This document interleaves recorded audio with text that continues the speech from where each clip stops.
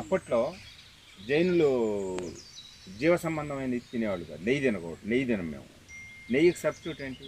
నువ్వుల నూనె. మేము తేనె తినం. తేనెకి సబ్స్టిట్యూట్ ఏంటి? బెల్లం. ప్రతి దానికి సబ్స్టిట్యూట్ చెప్పాడు. ప్రతి దానికి.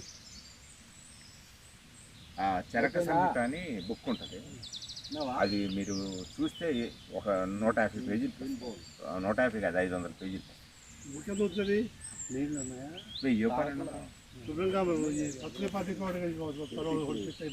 తర్వాత ఎవడు చదవాలి కదా.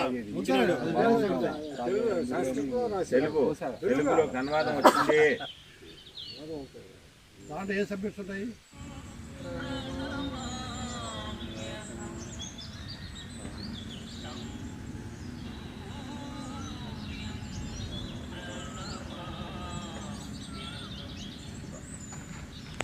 ఆదిత్యాయ నమః,